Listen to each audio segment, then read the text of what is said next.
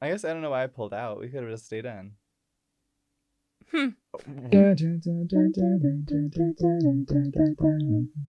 Cheryl's having a conniption fit.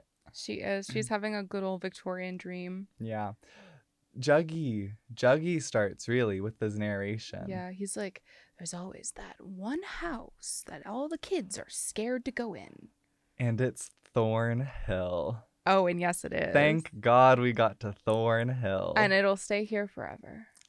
Cheryl is walking the halls of Thornhill with a candelabra. In full glam. A bump it in her hair. She's diva-ing. Like, this is like, when I say I want like a robe, this is what I mean. This is what I mean. She's kind of walking the halls of Thornhill. This is her house where the Blossoms reside and have for centuries. Probably. And she's walking around to the parlor, I believe. Yes. And there's a casket laid out. Mm-hmm. And it's Jason's casket. Mm-hmm. And she opens it, and there's like those like bloody nail, like, someone was trying to get out. Mm-hmm, but it's empty. But it's empty. Ooh. And she turns, the spectral figure of Jason Blossom, bullet hole in his forehead. Waterlogged and all. So Madeline has the best scream ever. Yeah. She has a huge mouth, so that helps. And I mean this in a mean and I mean this in a mean way. And I mean this in a horribly, awfully mean way. But for real though, she is screaming in big, huge screaming energy going on here. Last thing. I feel like every single Riverdale crack edit has this exact thing in it. Yes. So that was my last thing, that this was big for the culture. It was. And big for the times. But Cheryl keeps screaming until she wakes up. This was all a dream. Yes. It's all been a dream. Penelope Blossom, Cheryl's mom, walks in and she's like, Cheryl, no more sleeping on Jason's bed. Mm-hmm. I thought I told you. Cheryl's like, but I was working on the eulogy. And Penelope's like, you dirty little stupid bitch. You're not talking at the memorial. You'd probably just do another thing to humiliate us. And it's like, oh my God. Yeah. I really enjoyed your remark on the hard cut between this scene and where we go to next, which is, you guessed it, shirtless Archie. And honestly, I'm starting to realize I think every single opening sequence in Riverdale has a shirtless Archie somewhere in it. Like, yeah. and I thought it was just me being like, ooh, Archie. But no, I think it's calculated. Yeah. Because they know how to get us in. They know how to loop us. They said, okay, Cheryl needs to do something slay, and we need shirtless Archie, and we're good. And honestly, we got him. Archie's just awake at night. Mm-hmm. He really is. But never tired. No. Per se. Maybe he's stealing Betty's Adderall. Maybe. Which I feel like the show has already forgotten about. Yes. Because I already forgot about it. No, I'll never forget. This is our first boxing Archie, which will become a big thing later. It will, yeah. But they're burying the lead. They're kind of just slipping hints it in. Of things to come. Yeah. So Fred walks in and he's like, hey, Rocky. That's true. He does say that. And it's very silly. He's like, you're still up and awake? It's the dead of night. And Archie's like, well, I have to be good at football. And Fred's like, shit, okay. Yeah, sure. Archie wants to be good at football, especially this episode, because this is when the coach, Coach Clayton. Yes, Chuck's dad. Coach Clayton is determining the head of the team. Yeah, so team captain. He's captain, yes, the captain. Yeah. The first chair. I've seen many a video start with this exact frame. This exact setup, guys. Setup. But Reggie's all like, you can't fight me, Archie. Yeah, because Coach Clayton, that's exactly what he says. Coach Clayton is like, Archie, if you want it, you gotta be like in your A game. Like, you gotta be present. You gotta be here. Present here. Because Archie is staying up all night, every night, trying to balance music, football, I guess construction. Yeah, That's we have kind of not falling seen him away. We've not seen him construct at all in a long time. No, but Coach Clayton is like, I need you to be here in your A game. Like, Reggie, this is your competition now. Reggie, Yeah. do you want it? And Reggie's like, ruff, ruff. Yeah. And He really Reggie, is. yeah. He's like chomping at the bit for this. Coach Clayton is pinning the girls against each other. He really is. And you know what? Healthy competition. We Healthy love it. competition. I've never been mad at that. No, never. Never. I don't cry about it. I don't cry. This is Archie's plot for the episode. Kinda. Is like, Yeah, it's pretty. deciding football team captain with Reggie as the antagonist. Yes. Sort of. Sort of. Paired with Archie's eternal love of music. In the blue and gold room, which Mhm. kind of like just like is sprinkled in Yeah. this episode. I feel like Yeah. Kevin, Betty, Jughead, they're talking about how Kevin's dad's murder wall got destroyed. Infamously at the And drive-in. they're like, so where are the tapes?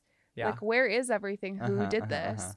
And so they're just kind of pontificating about that. Yeah. And then Trev walks in. We're going to introduce him much like the show with zero context and zero explanation. He came up a couple episodes ago. And Did he? Yeah, he did. And I didn't even write it down because I was like, oh, I don't remember this guy. He's not important. I don't remember him showing up No, at yeah. all. Yeah, he was there like when they Oh were my talking about like God. Shotgate or something. Like, I don't know. Ugh, Him and Betty are apparently going to go on a date. And Yeah. Jughead looks a little peeved. heaved a little. And so Yeah. we're like, huh, what's that about? Just, again, burying the Yeah. lead. Things will Yeah. happen. But Trev seems nice.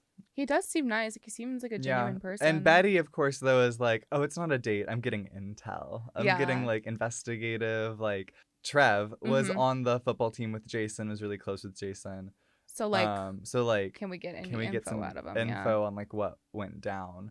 So that's kind of why she's been going on dates with Trev, in addition to the fact that he seems nice. I don't know. Yeah. So then we cut to lunchtime. Tell me more. Tell me more. And Veronica's being a little menace in this. Veronica. So Betty, Veronica, Juggy, Kev all walk up to Mhm. Archie.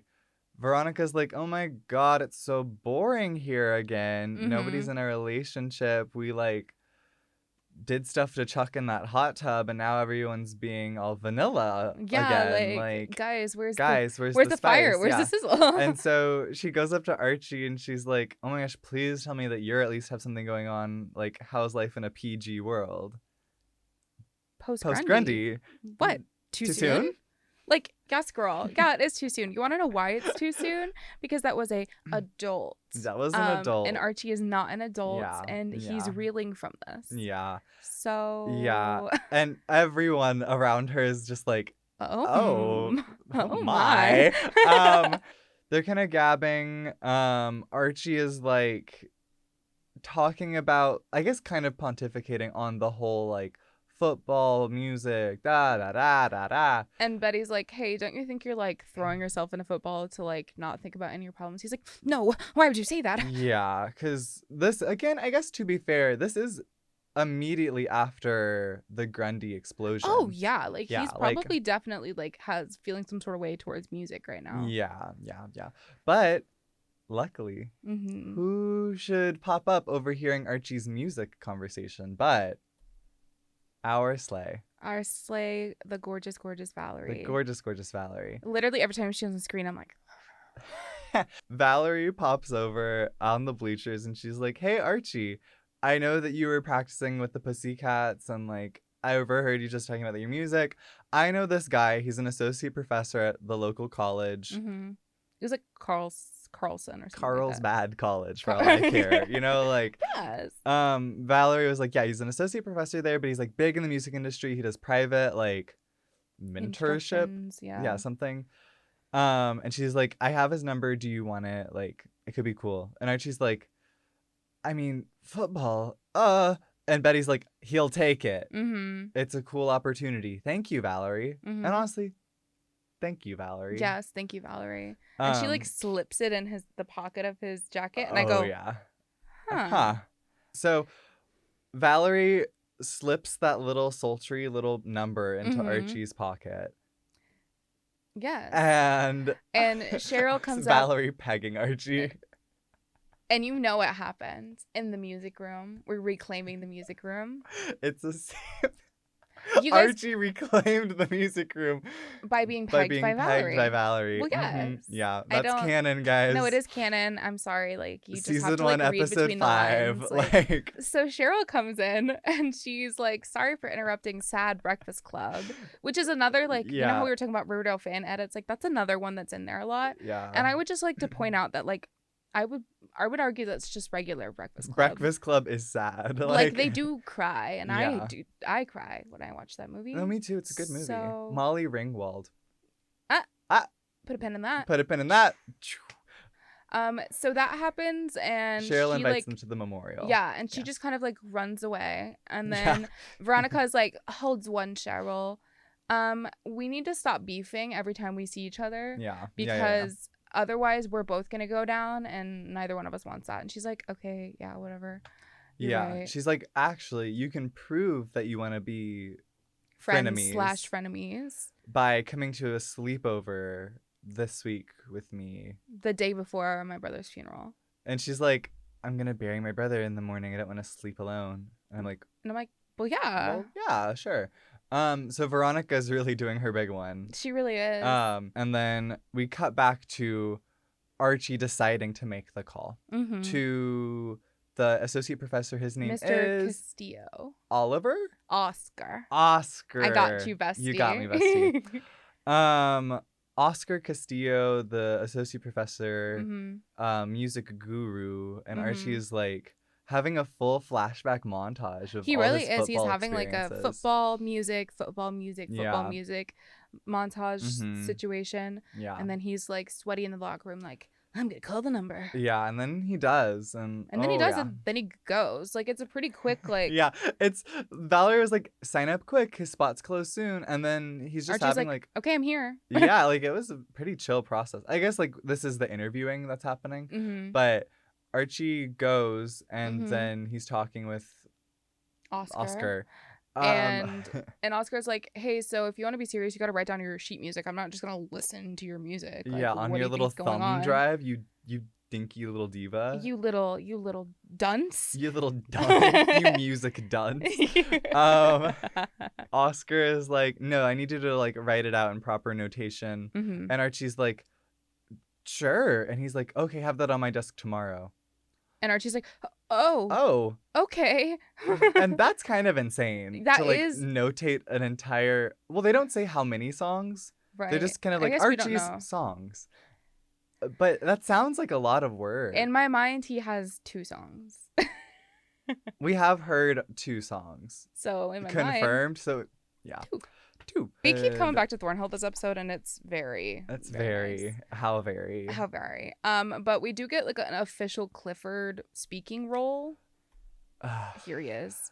And he's talking to Sheriff Keller about the memorial. Yeah, they're planning it with Penelope, kind of like tour of the space. Because in the dream, when Cheryl saw the coffin laid out in the home, I was like, oh, a dream, yes. They're keeping Jason's body on ice out back. They are like they have a graveyard on the grounds. Like, yeah, so he's just like in the coffin as they're preparing the like service, I guess. Yeah. Or I guess he'll be shipped in on the day. But yeah. the coffin's there like the Amazon delivery. Overnight. Yeah. Clifford Blossom definitely does not support unions. Oh my God, no. If somebody thinks the word union, they're getting bitch slapped by him. The thing that they're talking about again is the memorial. They're kind of like, to Sheriff Keller, they're like, everyone on our list is invited. And Sheriff Keller's like, what list? And they're like, our list of suspects. People that are mad at us or like hate the Blossom family and would have reason to murder our son. So the whole town? Low-key. And Penelope's like, there's a high chance that Jason's murderer will be in the room tomorrow. Cheryl overhears this and she's like, I thought we were just celebrating JJ. What the Yeah, hell? she's like, that why y'all invited the lodges and everyone? Yeah. Like, this kind of stinks. And she's like, she kind of eats Penelope up and she's like, you thought I was a manipulative, self-centered monster? You're staging a memorial service. For your actually dead son. Yeah. Just so you can like root out and snoop. Yeah. So we cut from Cheryl realizing that it's all a setup, the memorial, to Betty's date with Trev. And they're gabbing. She's doing her investigative journalism. Trev says something very funny that I just had to mention. Trev and Jason Blossom were on the water polo team together. I didn't catch that. I did not catch that. OMG. Footage, or it didn't happen? Like what in what pool? Do they have a pool at Riverdale High? I have no clue. Because that's what I immediately started thinking, so many thoughts. And I was like, that is so funny. Yeah. That Riverdale High, the Bulldogs have a water polo team that Jason was on canonically. Yeah. Huh. With Trev. I mean, Trev is like down to clown, I guess, like with the interrogation. Yeah, he's literally like, I mean, valid that you have questions about Polly and like Jason and all that. Yeah, he like really barely even needs like Betty to ask a question. He's just like, so like just between us though, right? And she's like, yeah, totally. I don't have a newspaper. Yeah. Like, that's, yeah. So Trev is like, yeah, I mean, I was really close with Jason, and then he kind of stopped talking to me.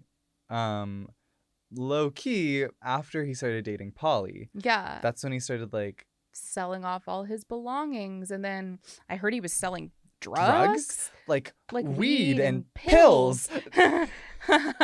So Trevor's like, yeah, Jason was selling like drugs, selling all of his belongings, trying to get a quick buck. I'm assuming so that he could fund the Polly Escape Riverdale like event. Right. And it's kind of framed as though like Polly is really like a bad influence on Jason. Yeah, or like she's doing something to have prompted that. And Jughead even is like, after this, because there's like a little blip before we go to the next scene. Yeah, Betty recons the where date. Betty's talking to Jughead about it, and Jughead's like, why would our rich kid be selling drugs? Like, why does he need to escape from home? Like, and she's like, well, his parents are crazy. And like, that's valid. But also like, what he has like a trust fund, no? Like, yeah. So it's an interesting point from Juggy. Like, why? Yeah, like why would he be running away without at least like trying to steal some funds from the Blossom Maple Empire? Interesting stuff about Jason. Interesting stuff about Jason. I'm obsessed with them. So we cut to Archie doing his music notations. I'm realizing that this must have all happened on the same day. Yeah, we're having a packed day. We're just... Valerie off screen has agreed to help Archie with notating the music, which is a really good like move. Like, that's really sweet. Yeah. So they're like up in his room, like the lights are dim. He's playing his like emotional music stuff. She's like, not the tabs, you have to write down the actual notes. And he like writes it down. She's like, you catch on quick, newbie. I'm like, ah! Yeah. And then Fred walks in. Fred loves to walk in. He does. That's, you know what? Yeah. Fred walks in and he's like, whoa, what's up? Trade on the bed. Yeah, like what's going on here? And he's like, OMG, you're from the Pussycats. I'm a huge fan. You guys saw you rock. at the Taste of Riverdale.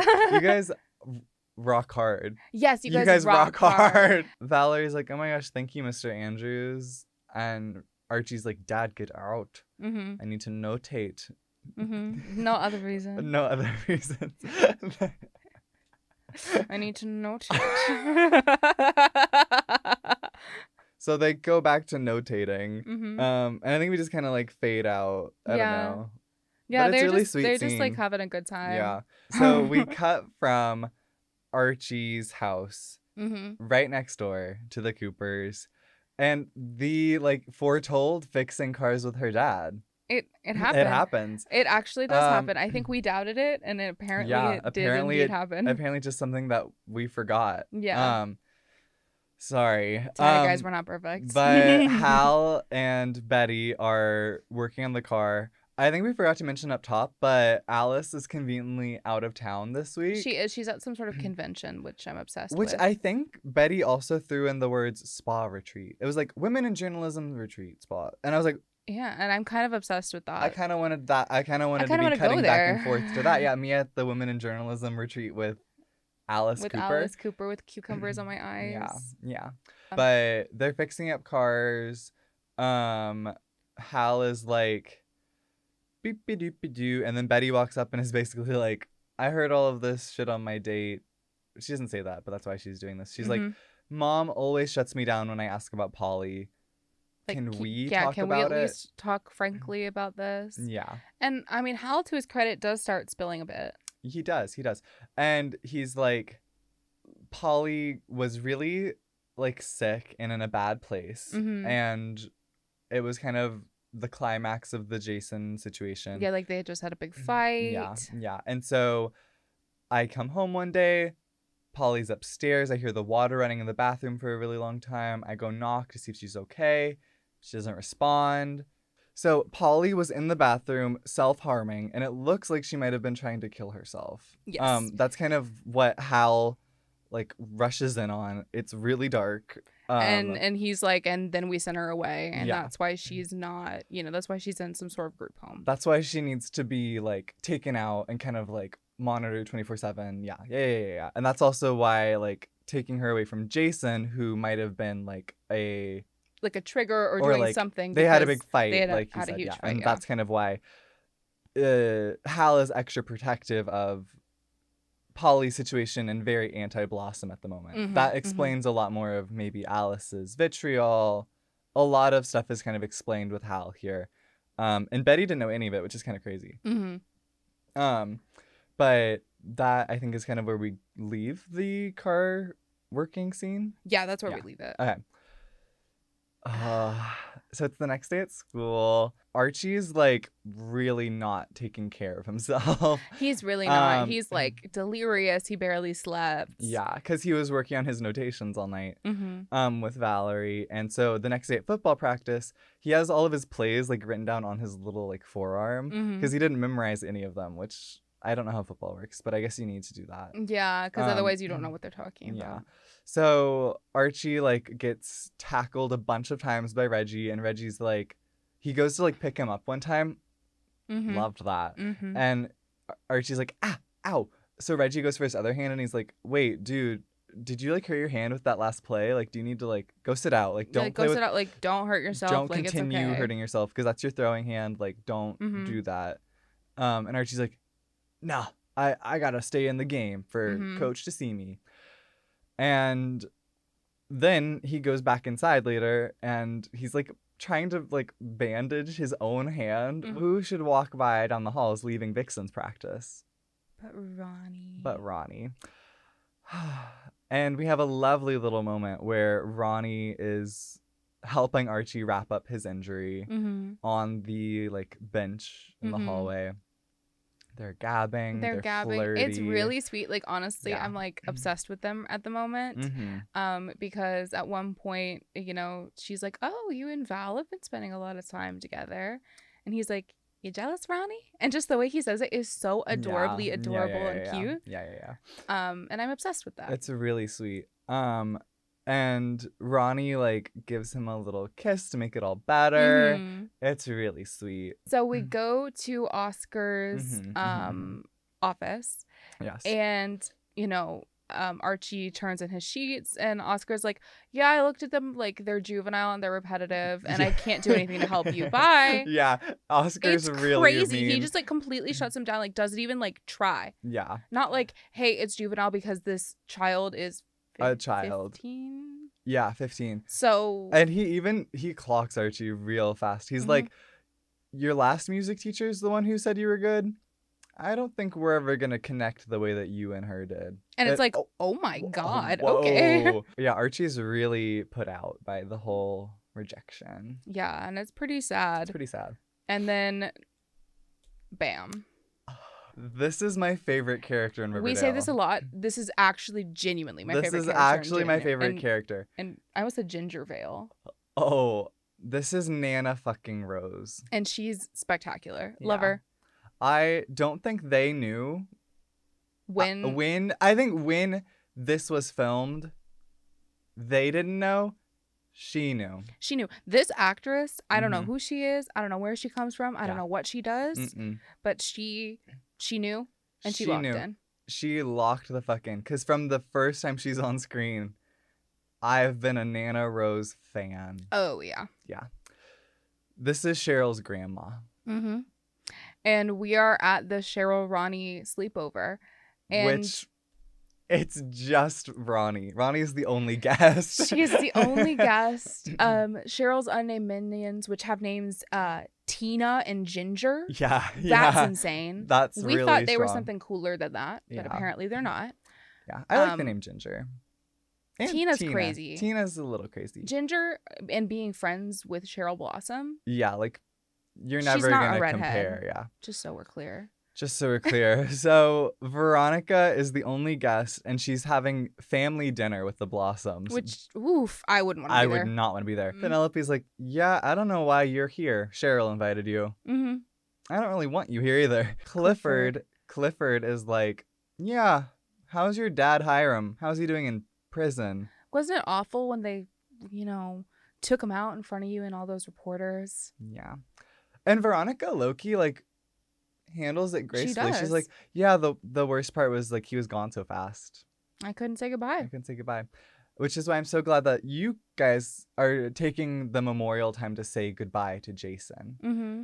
And Cheryl is like, not all of us, because she's famously not allowed to speak at the memorial. Mm-hmm. And Penelope is like, no, some of us did get to say goodbye to him already. When we rode him down Sweetwater River to his death. And it's like, okay, she's low-key right, but also like that's awful. Like she didn't know he was gonna die. Damn. It was intense. This is Penelope when she's talking her shit. Yeah, she's doing her big one. But she's like dressed spectacularly. Like look at this. Pilgrim Corps. Goody Proctor Corps. Goody Proctor. I saw Penelope Blossom dancing in the woods. Oh yeah. Cheryl would pull that. Oh my god. Cheryl would pull that. Yeah. Oh yeah. I would watch a Crucible production where it's all Riverdale characters. I would too.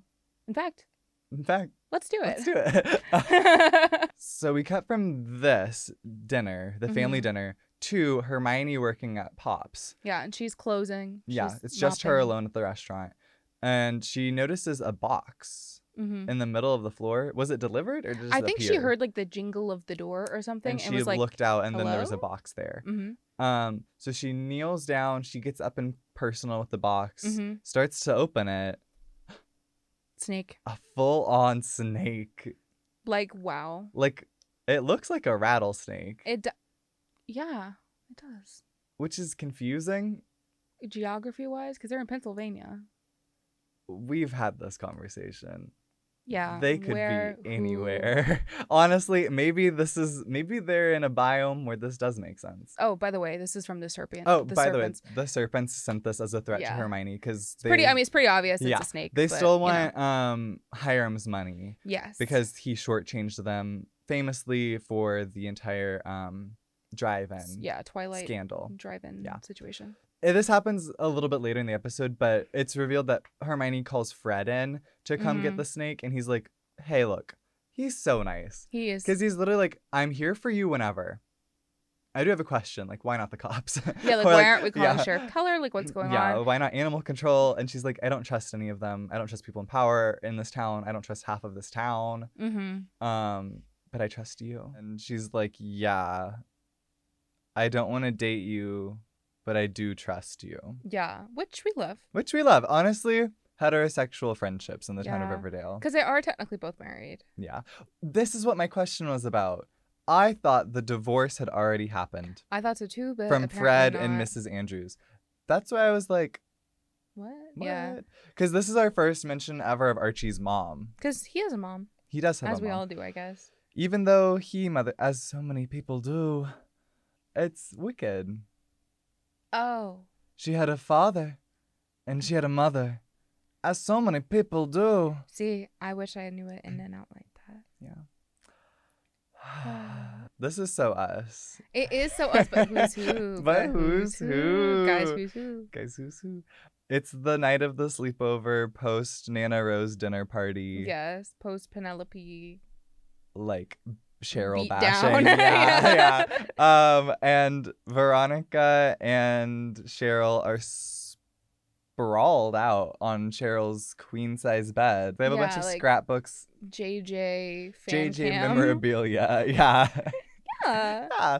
So they're reminiscing. It's the night before the memorial service. So, of course, Cheryl is very in the feels. Mm-hmm.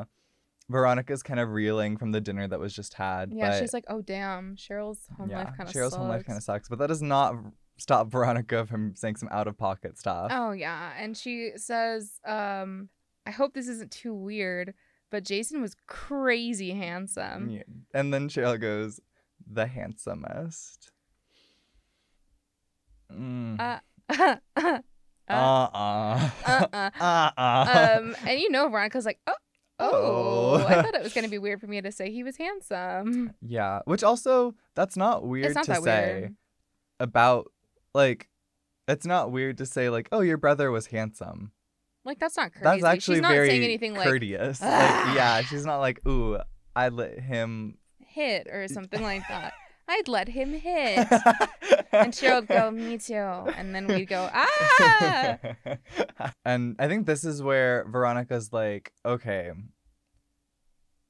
Cheryl, you want to speak at the memorial service? Mm-hmm. I'll help you do it. Like, you should do it. You like, should it's your do brother. it. You should do it. I understand. Yeah. And this is where we get the Cheryl Unnamed Minions previous Tina Ginger Slay mention. Yeah. So that's awesome. I love that their names are because named. Veronica name drops them being like, Cheryl, why not Tina? Why not Ginger? Why me? Like, why am I the only one here? And Cheryl's like, after the pep rally, you were the one that comforted me, not them. Infamously for me. Infamously so.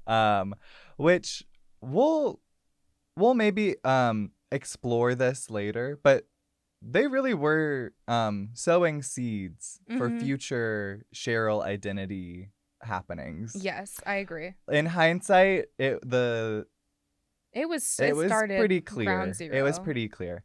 So I think that's kind of where we leave this convo, though, with Ronnie determined to help Cheryl speak at the funeral memorial service. Mm-hmm. And then it's the day of. It is the day of, and this is a me thing, guys. I can't speak to Mason. This is a me thing.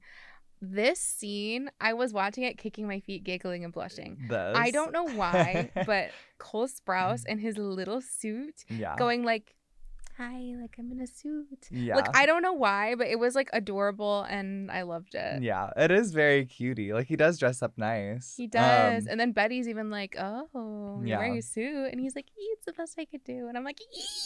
Yeah. I don't know why. No, I like it for you. And so we see Juggy and Betty getting ready. We see, I think, Hermione arriving. Yes. At the memorial service. She gives Penelope a little hug, a little like, oh my God, I can't even imagine what you're going through. Mm-hmm. And Penelope's like, oh, I'm sure you're here to send your warmest regards from your husband. And we're like, whoa. Yeah.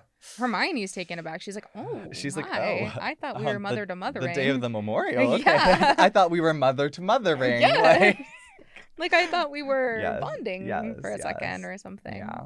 But unfortunately, no. Hermione Never with Penelope. She keep your friends close and your enemies closer. That's another deep cut. And that's okay. Yeah.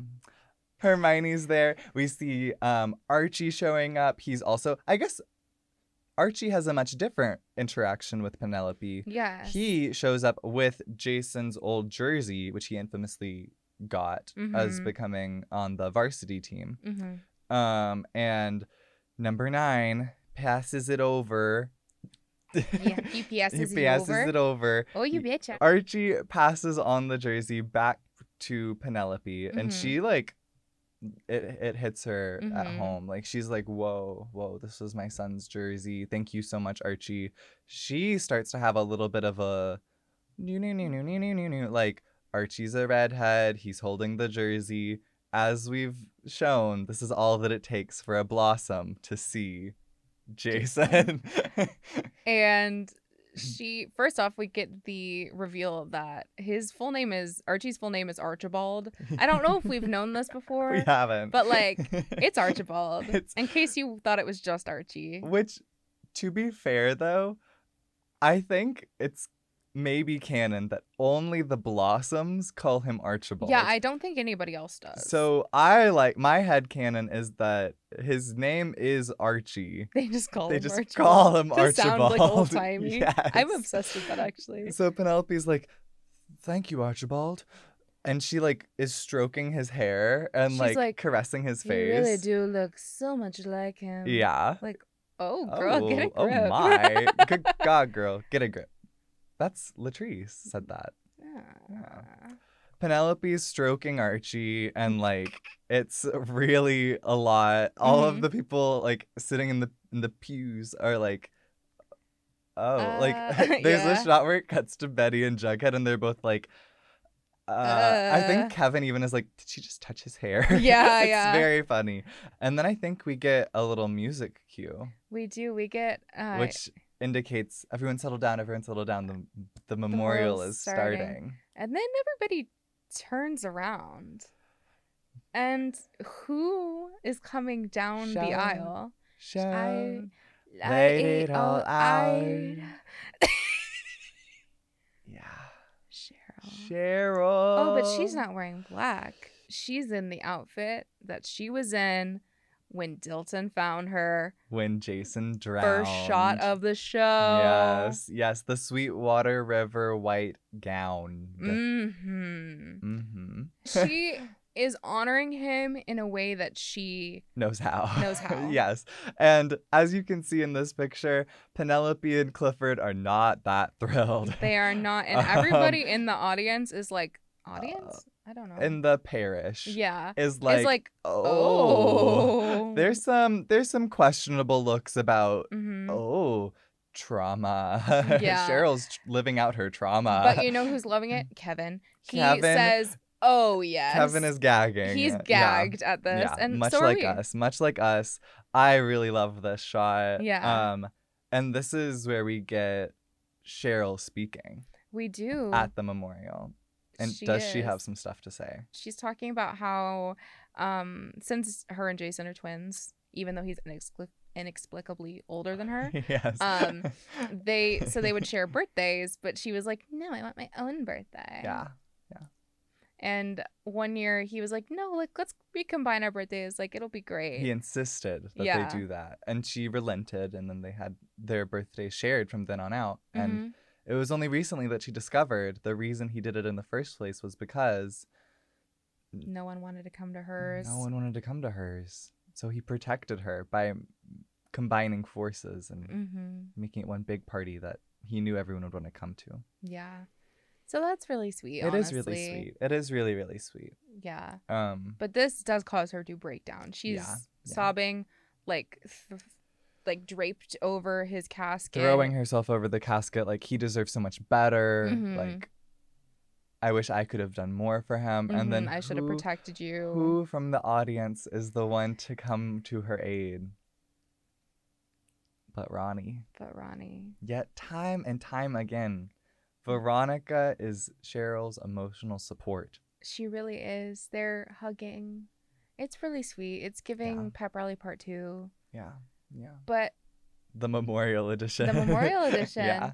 But it is really sweet, honestly, to see Veronica like really trying with Cheryl. The like emotional depth of Ronnie is really explored in this episode, and I like it a lot. I like it too. But yeah, really, really sweet moment.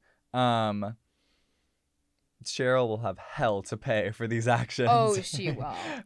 She will. This kind of causes the little breakdown, causes the memorial kind of to disperse a bit. Be cut short. I think Penelope stands up and is like, Time for food. We'll have a brief. It's you know what it is. Yeah. We'll have a brief luncheon in the winter salon. Ugh. Guys, I want a winter salon. I want a winter salon and at Thornhill. Oh my, yeah. So they disperse.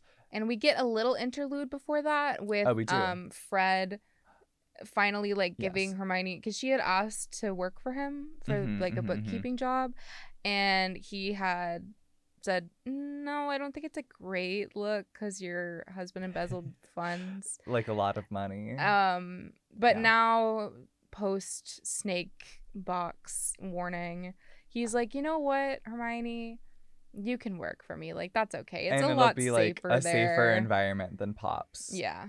Which I Hmm. guess. Maybe just because Fred will be Be there, so he and he'll feels like it's safer. if something crazy Yeah, happens, he'll be he'll right be there. So that's sweet. That is sweet. So we get that exchange. They hug. Mm-hmm. It's a really like It's charged. So it's Betty and Jughead snooping around times. Oh yeah, and they're going straight to Jason's room. They're going straight to Jason's room. Betty's like, "Where do teenage boys hide things?" Betty and Juggy are starting to poke around when, from the depths of the room, like literally the void, yeah, pops up. You guessed it. Nana Rose. It's very dark in this picture. Because this is how dark it is in the show. It literally, she comes out of, I swear to God, like the darkness. Yeah. But I like that it is represented in this photo, like how nefariously she was waiting in the dark. Yeah. Like, it's very good. It's but very good. Nana Rose comes out and she is like, "Oh, it's good to see you again, my dear. Polly." And Betty's like, "Yep, that's it's me, Polly Cooper." And so she's like, "Oh, good to see you too." And Nana Rose is like, "Not wearing the ring, I see." Of course, you wouldn't want Penelope to come snip it off your finger. And Betty's like, "Ooh, the what? Ooh, the what?" And Nana Rose is like, "The Blossom family ring." It's been in our clan for generations. Jason and Polly were engaged. To be wed. Mm-hmm. And Jughead is like, "We'll be going now." And Betty runs out of the room. Yeah, Betty runs out of the room. She's like, "Oh my God, it's too much." Like, yeah. And while we leave one sleigh blossom, we pick up with Penelope is like, "No more vixens, no more fun stuff. And if it wasn't for the fact that nobody would take you, I'd be shipping you off to a boarding school in Europe right now." And it's like, oh shit. Also, they would take her. Also, be so real. Anyone would take Dark her. Academia Cheryl. The abusive levels of the Blossom home, full display. Yes. Because you guessed it, Ronnie's peeking in through the door. Oh yeah, she's like, "Oh shit." She's like, "Oh damn." Yeah. Yeah. Which we never see her go in or intervene. But I think it would probably make it worse. I think it would make it worse. So Penelope kind of storms off. Ronnie's left like, whoa. Mm-hmm. Poor Cheryl. Mm-hmm. And poor Cheryl. I think we leave her this episode crying on her bed. I think we do. Yeah, that's so sad. Mm-hmm. Poor Cheryl. But she's had a big episode. She's had a really good episode. Has. Betty's had enough of it. Enough of the secrets. She really... Enough of the lies. Yeah, and Alice is not here to shut it down. Yeah. Alice is not here to keep Betty quiet. Yeah. Betty's getting all up in Hal's face, being like, "What about how I saw you and Clifford like fighting at the memorial? Is that what you were fighting about? Like them being engaged?" Yeah. And he's like, No. Well, what we were really fighting about was like a centuries-old beef between our family. Yeah. Like great-granddaddy Blossom killed great-granddaddy Cooper to so that he didn't have to share maple profits. So... They were doing maple exchanges. They killed my grandfather. I'm not going to let them kill my daughter. Yeah. I'm like, it's like, whoa. And then Betty's like, "Where's Polly?" And he's like, "Shut up!" Yeah. He does. He yells. Yeah, it's yells, like crazy. He yells. Betty is kind of like, whoa. I've learned so much. Mm-hmm. The fact that Polly and Jason were engaged. The fact that my great-grandfather was murdered by Cheryl's great-grandfather. Mm-hmm. The fact that Nana Rose exists. Yeah. These are big things. These are huge big things, developments. guys. Now we go to the culmination of the Archie plot of the week. Yes. Where Coach Clayton does decide to give Archie the captain spot. And Archie's like, "I'm really honored, but TBH, like, give it to Reggie." Yeah. And everybody's like, "What?" And Archie is like, "Coach, the thing that I would have to give you to be the team captain, I have to save that for something else. And I know that Reggie has it. And I know, like, his only love is football. It's not..." he's not gonna be distracted. He's gonna be the captain that we need. Mm-hmm. And then we like fully finish his story and have him toying around with a guitar in the music room, and Val like is in the door frame. Yes. And I don't even know if she says anything, but they look like they're gonna jump each other's bones. We return to the blue and gold room. Mm-hmm. Jughead's like, listen, Betty, your parents are liars. Yeah, your parents are crazy. So like, if they lied about Polly and Jason being engaged and all of this stuff, like, what else do you think they're lying about? So we're sort of like setting up Hal and by extension Alice to be like potential suspects. And with this, we get a flash and we see Hal was the one that destroyed the murder wall. And so she says, well, there's only one person who really knows the truth. One person that no one has talked to yet. We need to talk to Polly. Look at us. This is episode 5. It's getting big. This was actually a pretty Archie-centric and Cheryl-centric episode. Yeah, Archie, Cheryl, Hal. So 2 out of 3 ain't bad. But Nana, Rose, and Valerie on the board. Big moves. Clifford on the board. Well, I feel like we're cutting off our queen. No, you can still see her pretty well. Both of her eyes. And as we know from Cynthia Erivo, you can see somebody's eyes there not being erased. So we're good.